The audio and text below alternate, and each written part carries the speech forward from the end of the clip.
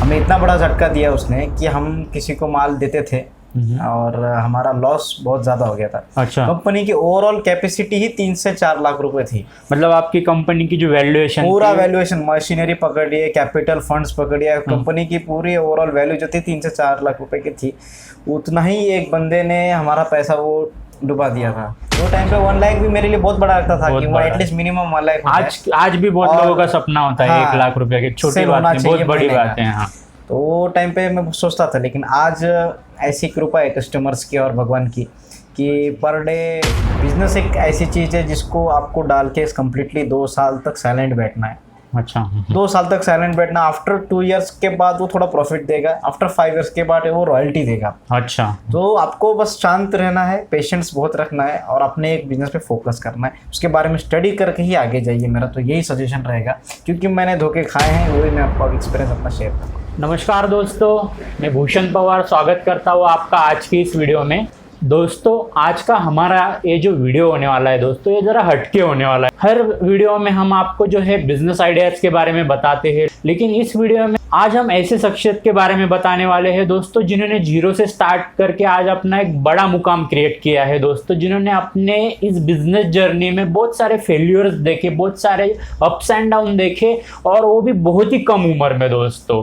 आज उन्हीं से हम बिजनेस के बारे में कुछ चीज़ें जानने वाले हैं दोस्तों, उनकी जर्नी के बारे में कुछ चीज़ें जानने वाले हैं दोस्तों। अगर आप एंटरप्रेन्योरशिप से जुड़े हुए हैं, अगर आप बिजनेस से जुड़े हुए हैं, तो आपको ये चीज़ें काफ़ी हेल्पफुल होगी दोस्तों।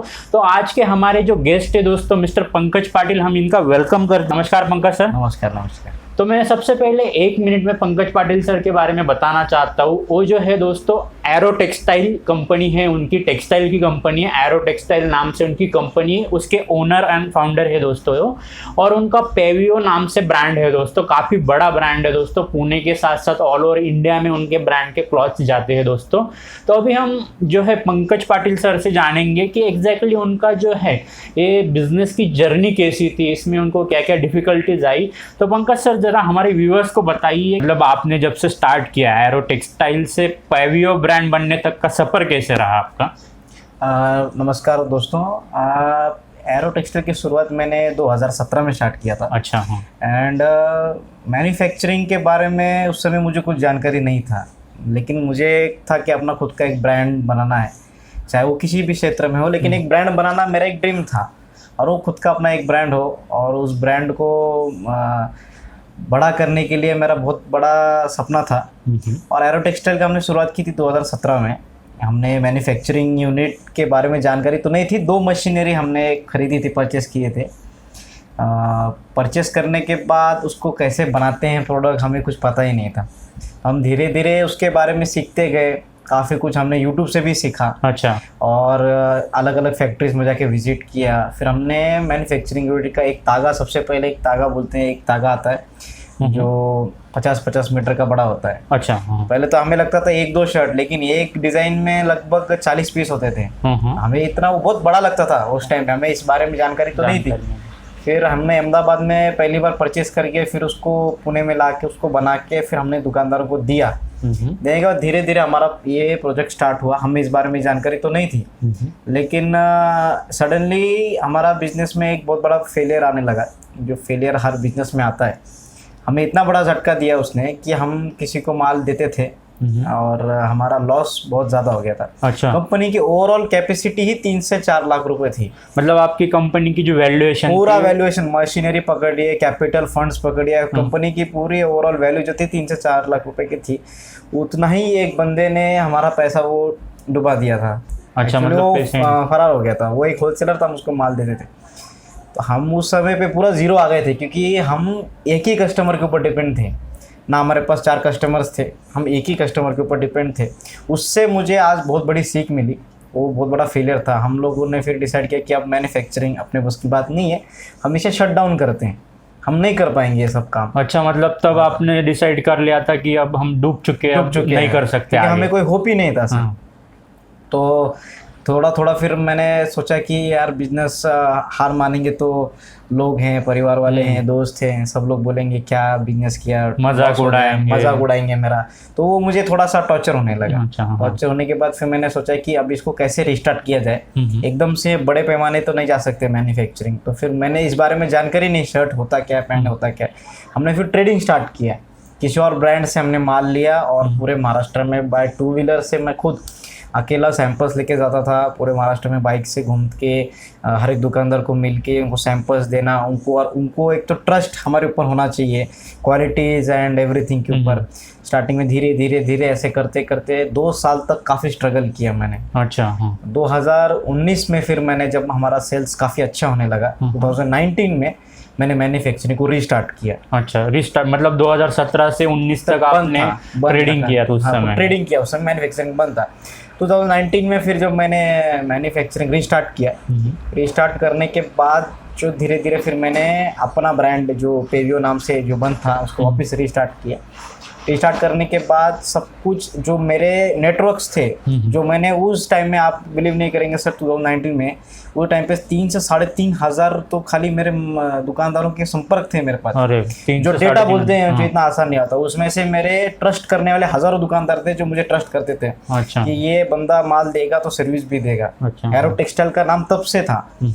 और बाद में फिर हमने मैन्युफैक्चरिंग को स्टार्ट करने के बाद ऑलरेडी हमारा सेल्स बहुत ज़्यादा था और मैन्युफैक्चरिंग करने के बाद हमें वो ऑटोमेटिकली एक सपोर्ट हो गया और अपने आप हमारा रूटिंग में काम चालू हो गया। अच्छा। इसी तरह से आज बीच में फिर 2020 में लॉकडाउन भी आया, सबको मालूम है। 20 में लॉकडाउन आया, 21 में लॉकडाउन आया। लेकिन कहते हैं कि लोग सोशल मीडिया का ज़माना है, सोशल मीडिया का फ़ायदा तो हमें बहुत है, लेकिन जो बिफोर इंस्टाग्राम एंड एवरीथिंग है जो आया, उसके पहले से जो मैंने डेटा बनाया था या जो कस्टमर्स कमाए थे वो मुझे लॉकडाउन में काम आए। अच्छा, लॉकडाउन में लोगों ने मुझे काफ़ी सपोर्ट किया और लॉकडाउन में भी हमारी कंपनी में आपको बताता था एक भी दिन मैन्युफैक्चरिंग यूनिट हमारा बंद नहीं था। अच्छा, पूरा लॉकडाउन आपका पूरा चालू? लॉकडाउन मतलब जो पीरियड्स थे वो तो बंद था, लेकिन हमारा स्मूथली चल रहा था, स्मूथली चल रहा था। अच्छा, हाँ। तो इन हाउस सारा मैन्युफैक्चरिंग था हमारा। बंद बोले तो इनफैक्ट इतना लॉस हमारा कुछ हुआ नहीं, क्योंकि हम लोग ऑलरेडी बहुत ज़्यादा हमारा सेलिंग था, हम लोग ऑन रूटिंग में थे। और आज हमारे पास 2 मशीनरी से स्टार्ट करके आज 116 के आसपास मशीनरीज हमारे पास है। 116 मतलब 116 शुरुआत में हमने 2 किया और फेलियर भी पाया और बाद में आज सक्सेसफुली है। साफ कस्टमर्स लोगों का बहुत हमारे को सपोर्ट रहा है और क्वालिटी प्रेम उतना उन्होंने हमको दिया है। तो इस तरह से हमारी जर्नी थी। तो दोस्तों, जैसे पंकज सर ने बताया कि उन्होंने जो है ये ब्रांड स्टार्ट किया और उस ब्रांड स्टार्ट करने के कुछ ही समय बाद उनको जो है बहुत बड़ा झटका लगा दोस्तों। तो उसके बाद उन्होंने फिर हार न मान के अपने बिजनेस में दोबारा से बाउंस बैक किया और आज इतना बड़ा उनका बिजनेस हो गया दोस्तों कि उन्होंने 2 मशीन से डायरेक्टली 116 मशीन उनके पास है दोस्तों। और काफ़ी बड़ी फैक्ट्री, काफ़ी ज़्यादा लोग काम कर। यहाँ पे आपके इधर कितने टोटल वर्कर्स होंगे काम के लिए अभी? अबाउट 125 से ज़्यादा हमारा टोटल स्टाफ है। अच्छा, 125 से ज़्यादा। और आपके यहाँ पे जो ये बनते हैं शर्ट्स वगैरह, जो आपके यहाँ पे जो माल बनता है वो कहाँ पे बिकता है? मतलब आपका ये ऑल ओवर इंडिया में जाता है। हमारे काफ़ी सारे होलसेलर्स है और ऐसे बहुत सारे ब्रांड्स हैं जिनको हम उनके लेबल से बना के भी देते हैं, जॉब वर्क भी करते हैं एंड पैंट्स बनाते हैं, शर्ट्स बनाते हैं। इस तरह से अपना काम है। अच्छा, तो जैसे कि आपने बताया पंकज सर कि आपने जैसे शुरुआत में ये बिज़नेस स्टार्ट किया था, तो तब आपका जो था मतलब कि क्या इन्वेस्टमेंट लगा कि आपने ये बिज़नेस स्टार्ट किया था? और आज जो है आपकी कंपनी की वैल्यूएशन और आपका जो है टर्नओवर कितना होता है? अभी देखिए, कंपनी के वो टाइम पे इन्वेस्टमेंट 2 से 3 लाख रुपए थी और उस टाइम पे टर्नओवर मतलब ऐसा होने का मतलब मैं सोचता था कि मतलब मेरी इच्छा होती थी कि महीने का एटलीस्ट 1 लाख तो हो जाए। हाँ। वो टाइम पे 1 लाख भी मेरे लिए बहुत बड़ा लगता था कि वो एटलीस्ट मिनिमम 1 लाख। आज भी बहुत लोगों का सपना होता है। हाँ, 1 लाख रुपए की छोटी बात नहीं, बहुत बड़ी बात है। हाँ, तो वो टाइम पे मैं सोचता था, लेकिन आज ऐसी कृपा है कस्टमर्स की और भगवान की कि पर डे 4-5 लाख हो जाता है पर अच्छा, एक दिन का सेल आपका 4-5 लाख होता है। हो जाता है। जो इच्छा मेरी महीने की थी वो लगभग आज आधे दिन का भी नहीं, उससे आधे दिन का भी नहीं। जो व्यूअर्स है हमारे, बहुत सारे व्यूअर्स है और हमारे एज के, उनको बिजनेस करना होता है लेकिन थोड़ा बहुत डिफिकल्टी आने के बाद वो बैक स्टेप हो जाते, करने का नहीं सोचते। तो आप उनको क्या सलाह देना चाहते हैं अपने एक्सपीरियंस के बलबूते पे? मुझे फेलियर मिला था, सबसे पहले बोलता हूँ लोग ताने मारने वाले होने चाहिए। एक्चुअली जब तक वो ताने मारेंगे नहीं हमारे दिल को ठोस पहुँचेगी नहीं, दिल को ठेस पहुँचेगी नहीं तो फिर आदमी काम करेगा भी नहीं। और इस तरह से फेलियर बहुत ज़रूरी है। फेलियर भले आपको 2 स्टेप नीचे लेके जाता है, लेकिन उसके कारण आप पुशबैक हो जाते हो और इतना आगे जाते हो कि फिर आप रुक नहीं पाते कभी। इसी तरह अगर माइंड होता है तो उसमें एक्चुअली मुझे फैमिली सपोर्ट भी बहुत था। अच्छा, हाँ। कि सबसे बड़ा होता है एक फैमिली सपोर्ट होना बहुत ज़रूरी होता है। भले वो मनी मैटर से क्यों ना हो, बट मेंटली एक सपोर्ट होना बहुत ज़रूरी होता है फेलियर्स को। वो एक सपोर्ट मुझे बहुत मिला। और हार नहीं मानना है हमें, हमेशा जो सक्सेसफुल लोग हैं उनके वीडियोस देखते रहने चाहिए, उनसे सीखते रहना चाहिए कि ये आदमी अगर इतना बड़ा फेलियर्स पाकर भी सक्सेस पा सकता है तो हमें उनसे कंपेयर करना चाहिए कि हम यार कुछ भी नहीं है उनके सामने, उन्होंने इतने बड़े बड़े फेलियर्स पाए होंगे। तो वो दूसरों से प्रेरणा लेनी चाहिए और उसके बाद हमें अपने काम पे फोकस रखना चाहिए कि ये मैं कर सकता हूँ। और कोई भी बिज़नेस मैं जानता हूँ कि कोई भी बिज़नेस में आदमी कभी भी फेल नहीं हो सकता अगर वो अपना फोकस 100% दे, टाइम 100% दे। और सबसे बड़ी चीज़ होती है कि अपने ही काम से 100% ईमानदारी रखना है, अपनी मेहनत से अपने काम से ईमानदारी रखना है, उसमें बिल्कुल भी एक्सक्यूज़ नहीं देना है। क्योंकि ये तो है ये हमारा, हम अपने आप को एक्सक्यूज़ नहीं देना चाहिए। इंसान सबसे ज़्यादा क्या करता है, खुद को ही एक्सक्यूज़ दे देता है, नहीं आज नहीं कल करेंगे, ये काम जाने दो कल करेंगे। ऐसा नहीं होना चाहिए, उस पर पूरा ईमानदारी से 100% काम करेंगे तो आपको डेफिनेटली रिस्पॉन्स मिलेगा। तो सर जी, जैसे आपने बताया जो टेक्सटाइल जो इंडस्ट्रीज है उसका केवीओ नाम से ब्रांड है, क्या कौन सी चीज़ें आप बेचते हो और कहाँ पे ये माल जाता है? देखिए ऑल ओवर महाराष्ट्र तो जाता ही जाता है, कर्नाटक साइड में भी जाता है, अच्छा, एंड एमपी में भी जाता है, अहमदाबाद गुजरात में भी जाता है। एंड इसका हम लोग प्रोडक्ट्स बनाते हैं। देखिए प्रीमियम क्वालिटी के शर्ट्स बनाते हैं, फॉर्मल आ गया, कैजुअल्स आ गए, फॉर्मल पैंट्स जो होता है अरमानी पैंट्स होता है, इंपोर्टेड पैंट्स होता है, ये खुद का हमारा सब यूनिट है, स्टिचिंग यूनिट है। ये सब हम 2 प्रोडक्ट्स हम लोग बनाते हैं। और जीन्स में भी हमारा खुद का ब्रांड है जो अभी हमने स्टार्ट किया, रिसेंटली स्टार्ट किया है, 6 महीने हो गए इसको स्टार्ट करके। आप लोगों का अगर सपोर्ट अच्छा मिलता रहा, प्यार मिलता रहा तो हम जीन्स में भी और बड़ा काम करेंगे।